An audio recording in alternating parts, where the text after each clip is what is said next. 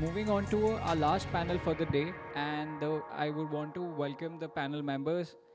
Hi all. For this panel discussion, we have very esteemed panelists with us. The topic of the current panel discussion is green supply chains, turning sustainability into a strategic edge. With me in my panel are Mr. Rajiv Mehta, Senior President and Chief Logistics Officer, Ultratech Cement. We have Mr. Vipul Aggarwal, Head Planning and Logistics, Voltas Limited, a Tata enterprise. Mr. Milind Head Procurement Tolling Division, Godrej and Boyce Manufacturing, and Mr. Amit Goel, Head Export Logistics, Associate Director, Cipla Limited. So guys, thanks a lot for being there. I think it's a panel which is, the width of this panel is very high, I think across industries, across different divisions we have. And I think it's great to be able to talk about green supply. I think green supply chain is something which is getting more and more mention in the regular language uses that we're having. But I think for a long time, the green logistics did not give any strategic advantage to company. It was something that they had to do just to be compliant. I think from there now we are seeing slowly companies innovating and making it a really strategic edge for them and really making it an area of strength for them. So I'll just start the questions. My first question is to Mr. Milind Kore. Mr. Milind, how has sustainability evolved from a compliance goal to a core element of supply chain and strategy in your organization? Hello. Thanks, Varun. Good evening, all.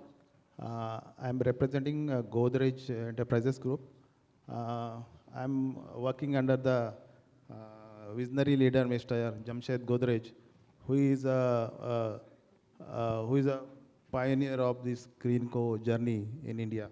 We can say he's a president of Worldwide Fund Nature of India. He's a chairman of CII Sorabji Green Business Center. He's a member of Board of Director, World Resource Institute of India, and chairperson of the Board Directors of Council on the Energy Environment of the Water. So under his guidance, we have the Chief Sustainability Officer, Mr. George manages, and we have the top-down approach. And under his guidance, in our organization, we follow the process of sustainability in terms of the renewable energy and the water conservation or waste management. And the important is the mangroves, what we have preserved here in the Vikhroli, where our township is there. It is on the 14 square kilometer of the land. We have preserved most of the mangroves over there. So important things is how we are working with our suppliers or supply chain. So we do this collaboration. We have made the target of 80% of the buy value from the green suppliers by 2031. Right, so we are working together towards that. So far, we have achieved around 30% buy value from the green suppliers. So this is the bit we are working, and the monthly review with each. We have multiple divisions, right? We have the multi-product division engineering company, so we are having the reviews with our sustainability officer, and we are updating. And of course, not only with 2031, but before that, we will achieve the 80% of our targets. Yeah.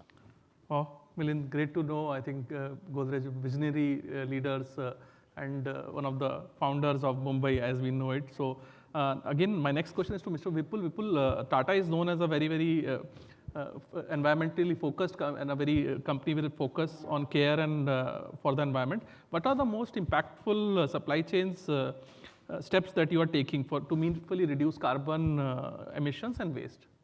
Good evening, everyone. So my name is Vipul Aggarwal. I represent Voltas India Limited. So first of all, thanks to UBS and Varun to sharing such a good thoughts about us. So regarding this, when this topic came to us regarding green supply chain turning into a competitive advantage or a strategic edge, I think these days organizations are thinking, let's say, from moving from just an environmental compliance perspective and turning it into a strategic advantage. And when we say strategic advantage, what are the things we can keep in mind, either with respect to cost efficiency, how can you bring cost reduction along with sustainability, right? So it is not that sustainability means cost increase versus, let's say, today if we bring cost reduction along with sustainability, it is giving you both the objectives. So you are meeting the business objective as well as the sustainability objective. And I'll talk few examples about it. Similarly, in terms of these days, if you see whether it's a e-waste or there is a compliance risk regulations, so if you are ahead of the curve, you will be able to meet those compliances much better, much faster. You will be ready ahead of the curve, because in air conditioning business, every year there is a label change, BE rating change, and you have to be ready with respect to technology when we talk about this. Similarly, I think over a period of time, people are more conscious about brand loyalty, about the green supply chain, how people were doing it. So some of the impactful steps, I'll go little differently. So there is a one step which is, let's say, totally physical in nature. So whether we are, let's say, deploying the fuel efficient trucks, whether we're using the multimodal technologies, multimodal movement, and whatever different steps we are doing. And then there is a step which is respect to processes and planning. So can we say if we reduce our inventory or our wasteful inventory, we'll reduce the carbon emissions? Yes, so if we are today running with 100 days inventory, and if we are able to reduce the inventory by 70 days to 70 days, a 30% reduction in inventory will also help in over a period of time into carbon emission reduction. So if we start seeing the things with that lens, so one is your sustainability initiatives are bringing down the business objectives. Other is the business objectives itself can turn into a sustainability initiative. So let's say, can we see the inventory reduction from a prism of sustainability, right? Can we put those matrices and try to put a number if you are able to reduce inventory by so and so, and hence my the carbon emission reduction can be so and so, if you try to put in the number. Similarly, lot of, generally I have seen in organizations, just not in Voltas, over a period of last 25 years, any organization will have a sales return of around 2 to 3%. Right? So I have worked with PepsiCo, there also we used to have a returns of 2 to 3%. So what kind of initiatives we can take to reduce that return management? It will help in reducing your emission, it will help you reduce your waste, as well as would generate business, it will meet the business objective of driving, having a cost reduction, hence better margins for the business. So if we select the initiatives with the whole 360-degree prism, so it is meeting your business objectives as well as the sustainability objective. So having a solar panel at the rooftop of a warehouse is like given these days. But how do you think and make it as a program? When you are environmental thinking is there in your business thinking, and your business thinking is there in your environmental thinking. How do you integrate the two and put it together? That's where I think the whole next level of game will happen. I think that's, I'll put in my initial thoughts. Yeah, Vipul, very, very nicely put. I think with this, I think the entire, all business KPIs finally become green KPIs, right? Nothing is outside the green KPI. Thanks a lot for that information, Vipul. I'll just next go to Mr. Rajiv Mehta. Mr. Rajiv, how are companies successfully integrating renewable energy, sustainable materials, or circular economy models into the supply chain operations? Yeah. So 3 points: renewable energy, sustainable material, circular economy models into the supply chain. Yeah, I'll add one more dimension on the green logistics also in this. And see, 3 things are there. Renewable energy, I think that has become a basic hygiene factor now. I don't treat that this is something really big, that as an organization, we have already moved more than 45% as far as renewable energy is concerned. Similarly, as far as the manufacturing process is concerned, use of AFR has become a very, very common thing now. That the percentage is going up by 2 to 3% every year. That is another way of looking at it. So I will divide this question in 3 parts. One is the manufacturing part of it, where definitely renewable energy is there, AFR is there, blended use of waste, like fly ash, slag, etc., everything is there. Then moving on to marketing, we are moving more and more on ready-mix concrete. So that is eliminating use of plastic bags and cement. HDP bags, that is completely being eliminated. Coming to logistics, I think we were always there as far as green is concerned, that the first was the coastal movement, least polluting. There since 1995 or 96. The second part was using rail bulk terminals. That also started. The only thing is we are increasing the overall movement through these sources. And the last is the use of LNG, CNG, and electric vehicles. I think here I would like to spend one more minute in sharing one experience. We started on EV projects. LNG, CNG, we have already crossed almost 700 vehicles, and maybe by end of the year we will be crossing 1,000. But EV also we will be touching 3-digit mark in next 3 months. And when I talk of electric vehicle, one question was that how these sustainable initiatives can be benefiting to the bottom line of the company also. Because for sustaining sustainable initiatives, they have to be eventually contributing to the bottom line, otherwise they themselves will not sustain. So I can safely tell you, all these initiatives are benefiting minimum 10% reduction in the cost. Like EV, the cost of the vehicle is 1 crore. But in last 1 year, we focused only on one thing, that is efficiency of the vehicle. We are clocking 12,000 kilometers per vehicle per month. When we started this journey, it was 4,500 kilometers per month. And as I talk, last month we have already crossed 14,000. But of course, that was with 2-3 vehicles. On an average basis, 12,000 is a very, very doable exercise. And at that level, you can easily bring down your cost by 10%. So the point what I want to tell you is, yes, there is no doubt about it that as we are now talking about respectable numbers on renewable energy at 40%, 50%, we will talk about same numbers in terms of the green logistics. Today, we are using, as the discussion is on, 50,000 Ultratech cement trucks are on the move on any of the highways. This is the movement which is happening. And imagine if 50,000 diesel trucks are moving, then how much daunting task it is to convert them on green logistics. But yes, we have proved one point, this conversion can be done, may not be immediately over a period of time, at a very, very economical cost. At a reduced cost, it is doable thing. Yeah, thanks a lot, Rajiv. My next question is to Amit. Amit, what are the emerging technologies where you believe will have the greatest impact in enabling sustainable logistics in the next 2 to 3 years? Sure, Varun. So good evening, everyone. Thanks to UBS Forum for giving us this stage to share our thoughts with this esteemed organized audiences. Well, I would rather say that, probably Mr. Rajiv has already touched base upon what is the future or what's going to come in next 2-3 years. I was really impressed by what Vipul has spoken about, how cutting down by 30%, how it's going to help the industry. Of course, he's just spoken about the last, but if you see, it's a 360-degree. It starts from the procurement till you store it. So definitely that's a good initiative to look at it.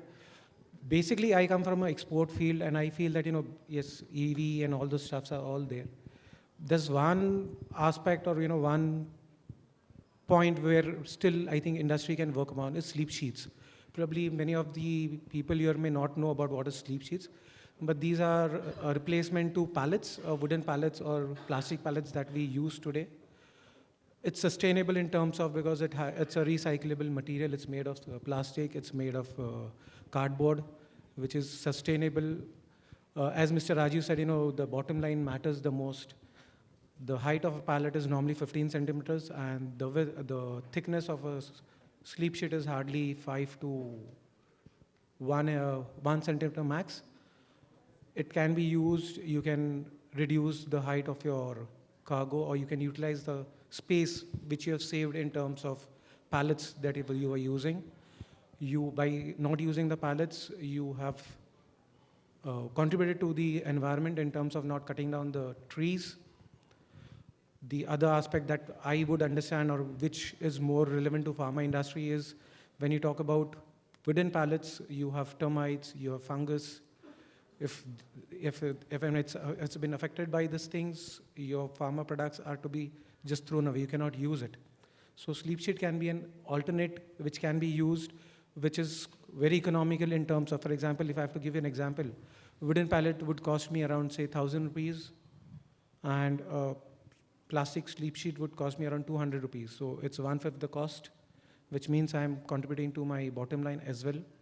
In terms of if I have to just throw away some numbers, if I'm using, say, 1,000 pallets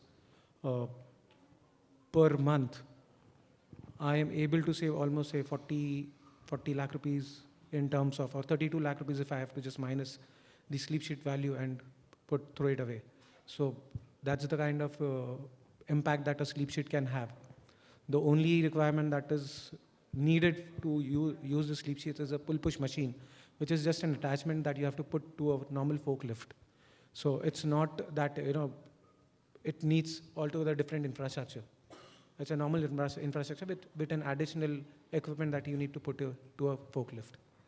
So I just shared what is very candid and which can actually be used by the industry.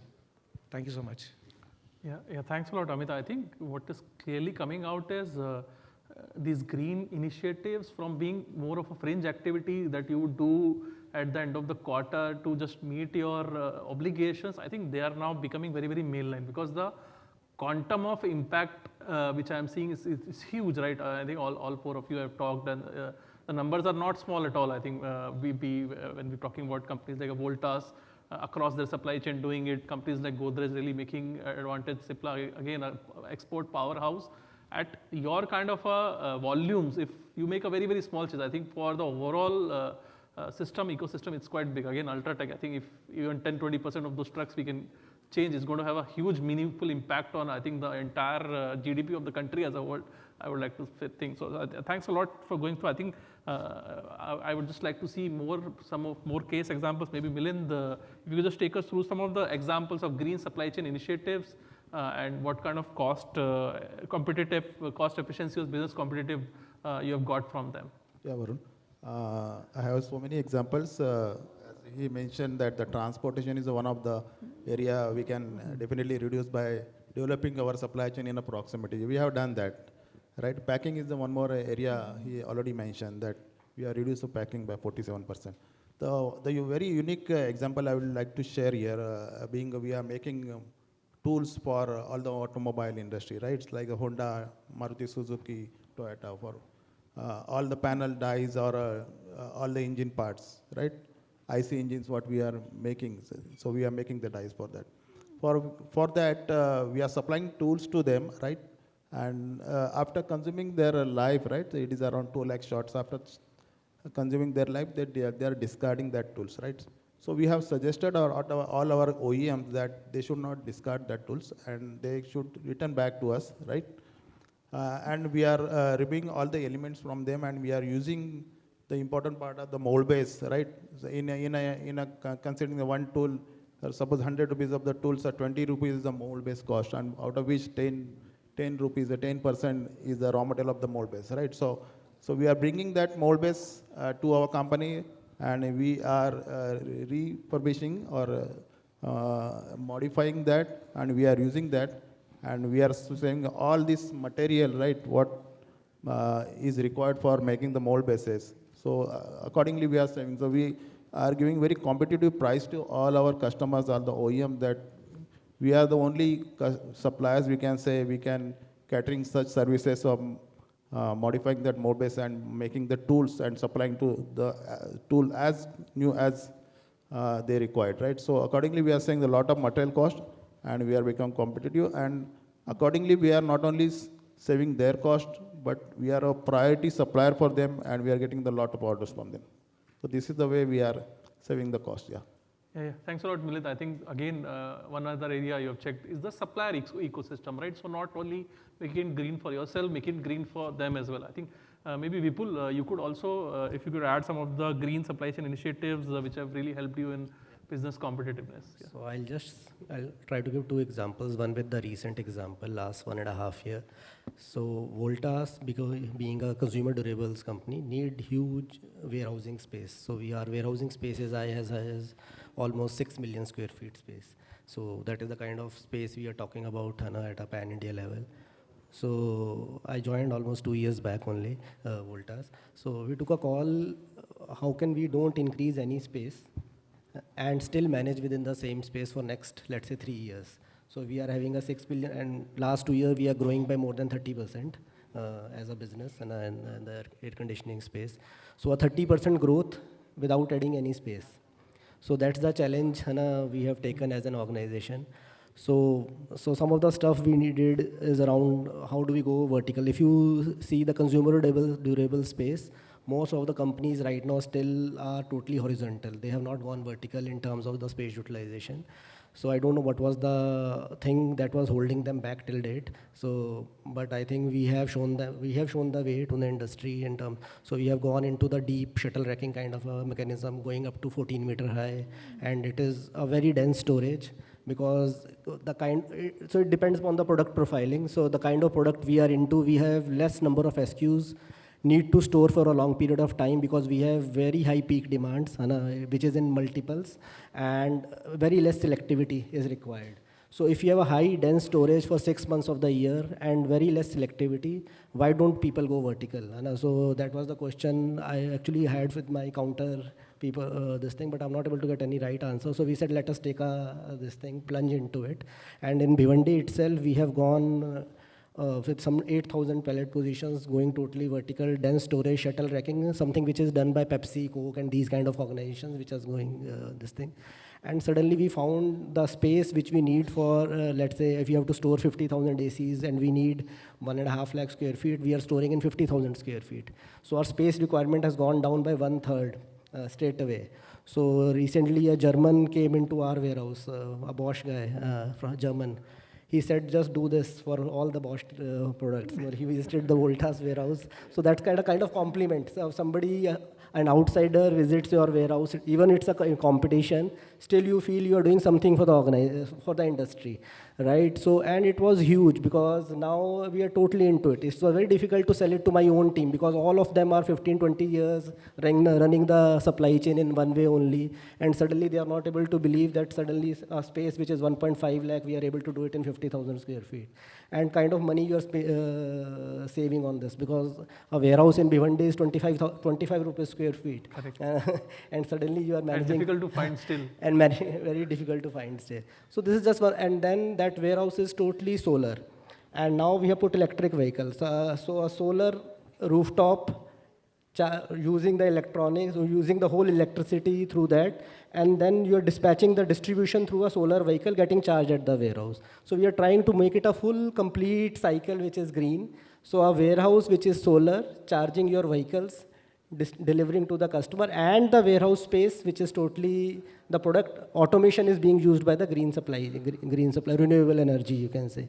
So it's a true example. You feel yourself very, you can say, proud of, okay, something which is helping the organization. You can see the results on the ground when the people on the ground say, sir, this is really wonderful which has happened. So this is just one example I would like to quote from the recent experience. So thanks a lot, Vipul. I think again very interesting example. So suppliers, exports, logistics, vendors, and now competitors. So competitors also you guys are helping making them green. So that's really good. I'll just finish with Mr. Rajiv Mehta. Mr. Rajiv, what are the biggest challenging that you're facing in scaling green practices across global or complex supply networks, and how are you really addressing them? It's not complex. Believe me, it's very simple. That, as I said in the beginning, of course, journey is tough, it's long, but overall process is not that tough. The one process is that, first of all, when you start, people don't believe you. Like in your case, you were saying 1,50,000 to 50,000 square feet warehouse, people won't believe you. Same thing happened with me also. When we started journey on coastal, people said it is not doable, and today I'm shipping 5 million tons per year. Fourth, warehousing. Well, I think there are two people who are talking against theme of the whole concept. Today's summit is future of supply chain, logistics and warehousing. And both of us are talking that warehouses, if we keep on doing our work, the future of warehousing is at stake. Like in my case, I have shifted gears. This is another form of green logistics where we are not moving material to warehouses. 80% of my movement is direct to customers. So I have cut down one particular part of logistics completely, and this is resulting in a saving of few hundred crores every year. So I think there are many ways. It is simple, keeping everything so simple, yet scalable. That is what we are doing.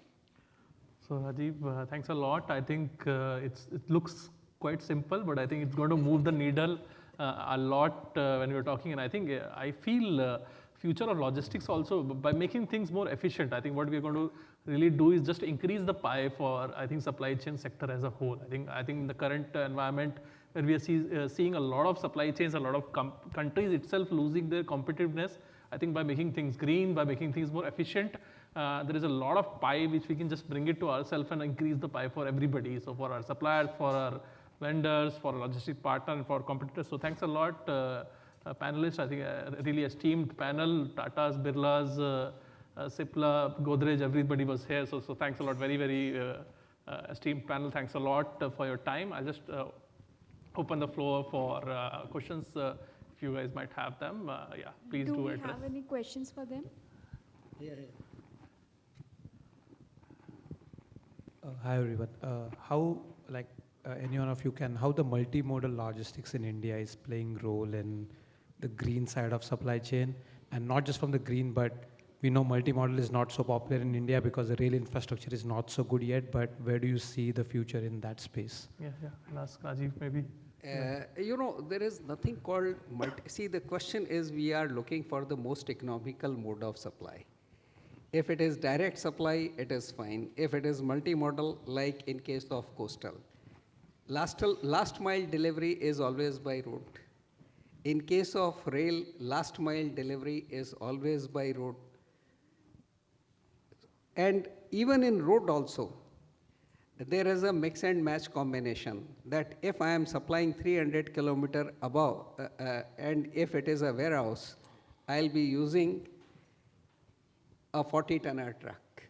But within the city for a small lot deliveries, there will be 2.5 tonners. So the question is, multimodal is just a way of communicating. Eventually, what we are looking for is what is the most economical way of serving to a customer and fastest service both. Yeah, I agree with you. Like, just an anecdotal side is like, if you look at US or Europe, if you look at US and Europe region, they even have multimodal last mile, whereas rail, and then they have a joint ram to just go on a truckload. Do you see India transitioning to that front as well in near future? Possible. See, I tell you, we cannot compare US, Europe with Indian logistics. I have dealt with both the sides, and the typical issue with US is they don't have a rail network, proper rail network. So there the supply chain is completely different. Second is their river network is very good. If you look at the river draft in USA, that is not the draft of JNPT also. So their logistics is completely different. Third is their mineral resources in many of the industries. Say if I talk about my industry, cement, they are located near to rivers. That's why they find it very easy to use a typical coastal resources and other multimodal way of doing. Whereas if you look at India, there are no, except if I look at the west coast, Gujarat, which is Kutch area. Other than that, in entire India, not a single limestone reserve is located near a coastal resource or a river resource. That's why I think whenever we compare logistics, both the countries have completely different way of working. Here we are more labor dependent, they are not labor dependent. My question to Vipul, you have mentioned, I am taking care of warehousing in Hindalco, so that point was very much similar to me. So when you said about 1,50,000 square feet was reduced to 50,000, I hope it is in Indian warehousing, your warehouse? Sorry? Because the warehouse is located in Indian warehousing? In Yeah, Bhiwandi? 50 kilometers from here. Yeah, yeah. Bhiwandi. So I visited that. So my question is how you have balanced the cost and what was the tenure that you have fixed up when you have reduced the area from 1.5 to 50? So we have just recently done 6 months back only. So basically it's about conceiving and getting the conviction of the management, because the ROI was coming to less than 2 years. So the investment was hardly 6 crore rupees. So not a huge investment, and versus the rental savings which we are going to get and the operational savings, because it is a material coming to man versus man going to the material in the warehouse. So all those other savings of warehouse operations I'm not even counting for. And then the, let's say the product damage savings, because the more the people touch the product, more the chances of damage and all that.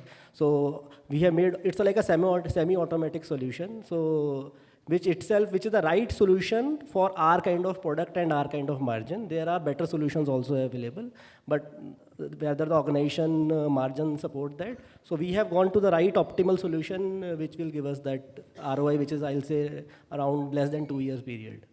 So racks installation was done by Voltas or service provider? By the service provider, by the service. But we have solutions where we have also installed the racking. So we have both the solutions available, where we will, let's say, invest the capital, or the 3PL invest the capital, and accordingly we do the working. Thanks. If you are interested in installing, I think Godrej will be happy to help you in their installation solutions. Thank you all to all the panel members for your wonderful insights.